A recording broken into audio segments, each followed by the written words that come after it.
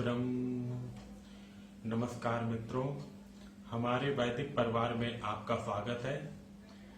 श्री वेद भाष्यकार श्री स्वामी शरण जी के मुख से वेद मंत्रों की सरल और प्रमाणिक व्याख्या सुनने के लिए हमारे YouTube चैनल को अधिक से अधिक लोगों तक पहुंचाएं, सब्सक्राइब करें, जिससे वेदों का प्रकाश घर घर तक पहुंच सके। आप कमेंट कर प्रश्न भी कर सकते हैं, हम सब प्रमाण उत्तर अवश्य देंगे। घर घर वेद मंदिर स्थापना अभियान में जुड़कर हमें सहयोग प्रदान करें। हमारा वेद भाष्य, वेदायन और अन्य वैदिक साहित्य घर बैठे प्राप्त करने के लिए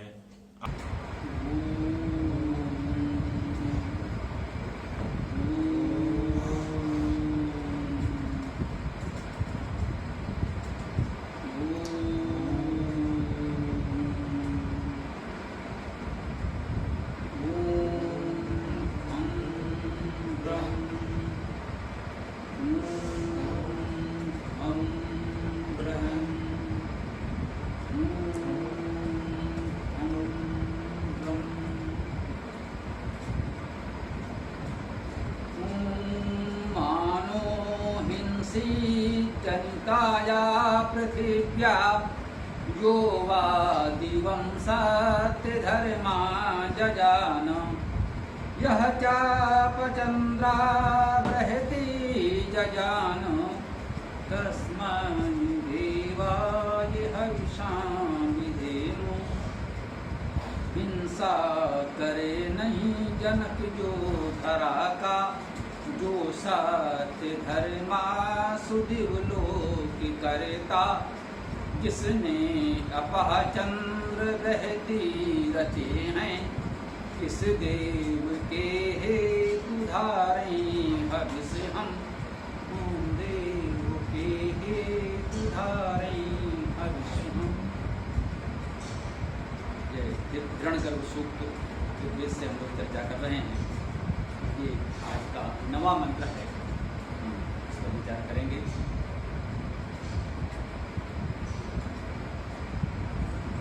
कह रहे हैं माँ अर्थात नहीं, नो हमारा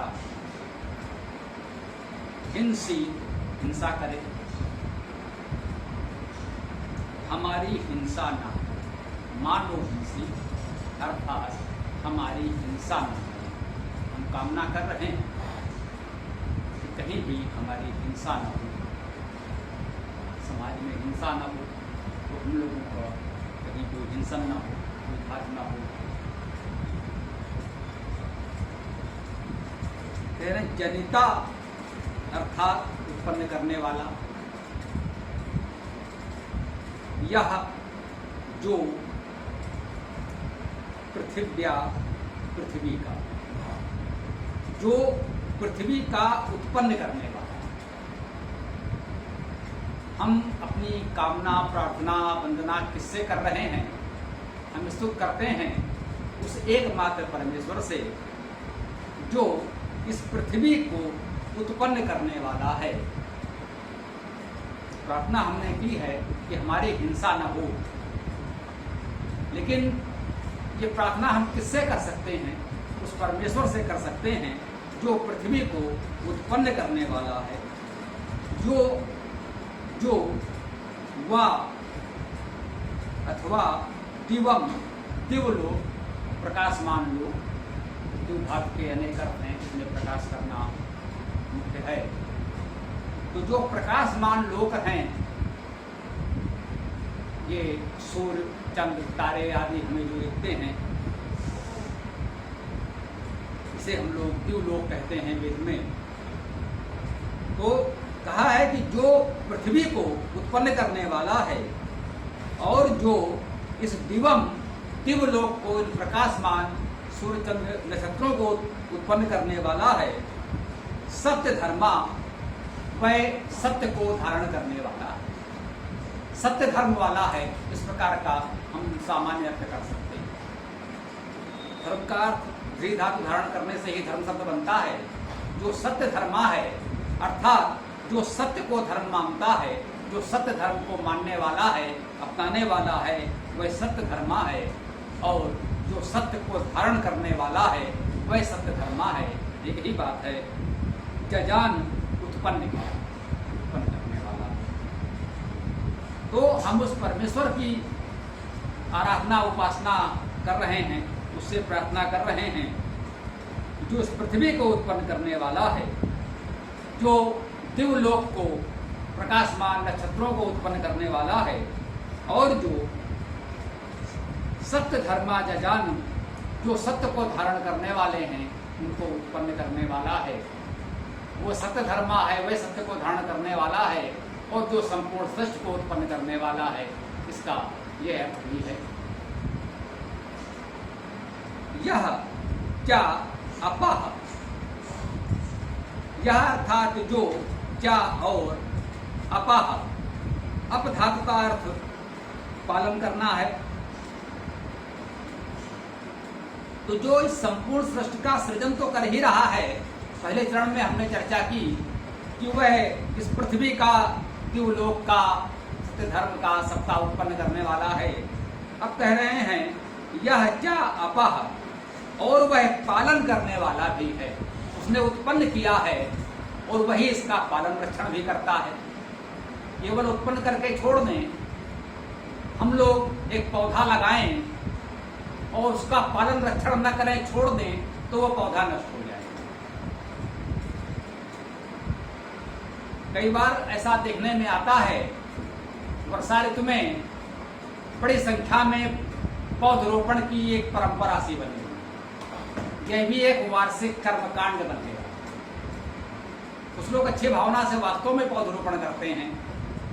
अधिकतर पौधरोपण दिखावे के लिए होते हैं, केवल प्रचार प्रसार के लिए होते हैं, आत्म प्रचार के लिए होते हैं।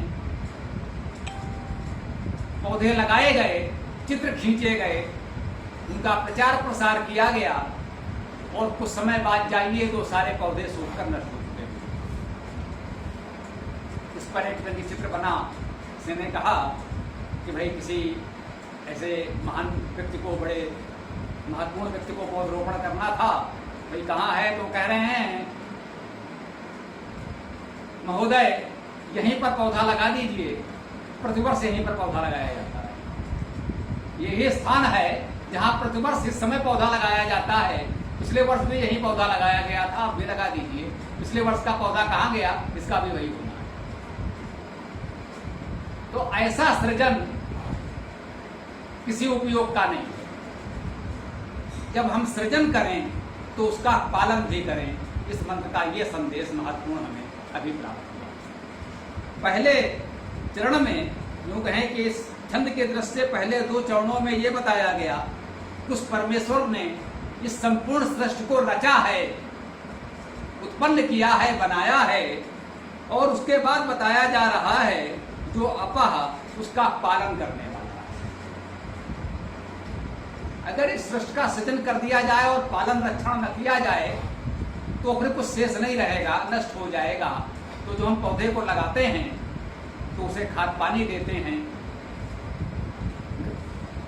पशु उसे चर न जाए उसके लिए हम उसके बाड़ लगाते हैं, सुरक्षा की व्यवस्था भी करते हैं, देखभाल करते हैं। जब वो वृक्ष बन जाता है तब इसकी आवश्यकता नहीं होती, परंतु छोटे पौधों को सदा देखभाल की आवश्यकता होती है।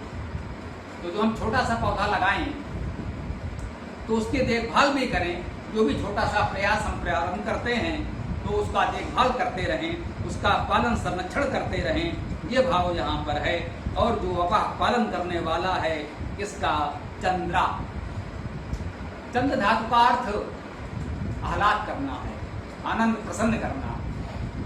ये चंद्र हमें कितनी प्रसन्नता देता है, चमकने का भी भाव, प्रकाशित होने का भी भाव है चंद्र धातु। ये चंद्रमा हमें प्रकाशमान दिखता है, उससे जो आनंद प्राप्त होता है। सूर्य से सब कुछ है, जीवन सूर्य से है, पृथ्वी और चंद्रमा को प्रकाश सूर्य से ही मिलता है, परंतु जो आनंद चंद्रमा को देखने से मिलता है चंद्रमा को हम अपलग निहारते हैं, देखते हैं, आनंदित होते हैं। सूर्य को इस तरह नहीं देखा जा सकता, उसका अपार तेज हम सहन नहीं कर सकते। तो सूर्य उपयोगी तो बहुत है,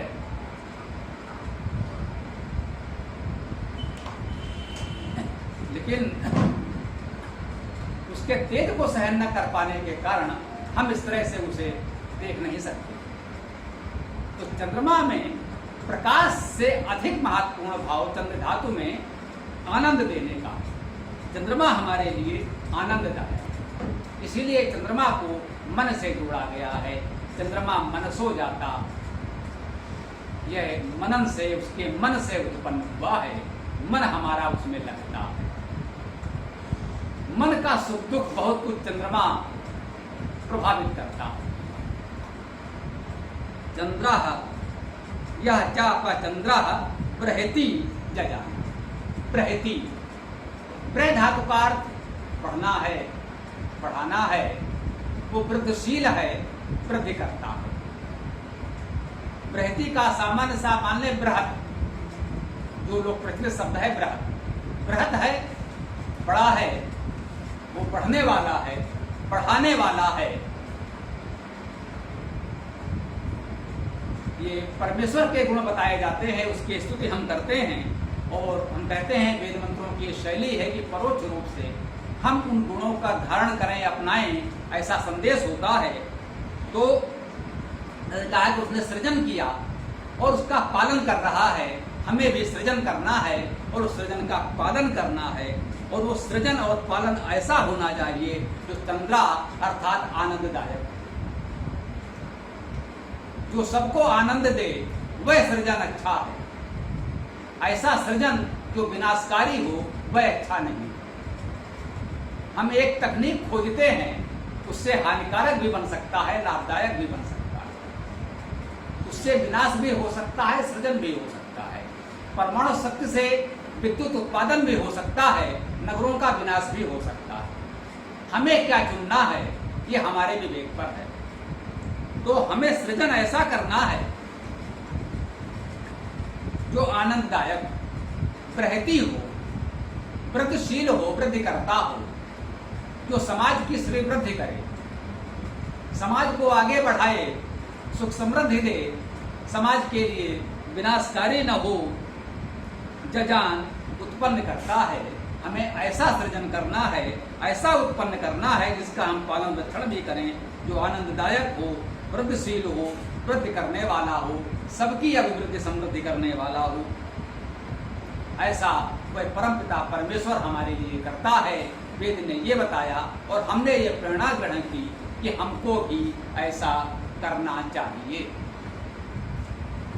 और इस सूक्त के अंत में कस्मै देवाय हविषा विधेम, ये टेक स्थायी आता है कि जिस परमेश्वर ने पृथ्वी से द्युलोक तक, प्रकाशमान नक्षत्रों तक सबका सृजन किया, जो सबका पालन करने वाला है, जिसका सृजन हमारे लिए आनंददायक है, वृद्धिशील है, वृद्धि करने वाला है, जो ऐसी सृष्टि का सृजन करने वाला है, तो कहते हैं कस्मै देवाय हविषा विधेम। ऐसे परमेश्वर को छोड़कर अन्य किस देव के लिए हम हविष धारण करेंगे और किसकी साधना उपासना वंदना करेंगे? नहीं, वह एकमात्र परमेश्वर ही हमारे लिए उपास्य है, वही वंदनीय है, वही अस्तित्व है, अन्य कोई भी नहीं।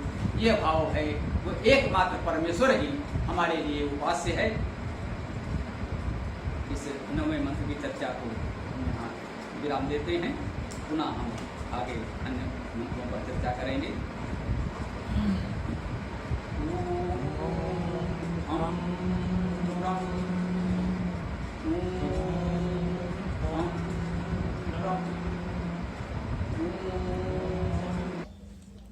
पूरा वीडियो देखने के लिए बहुत बहुत धन्यवाद।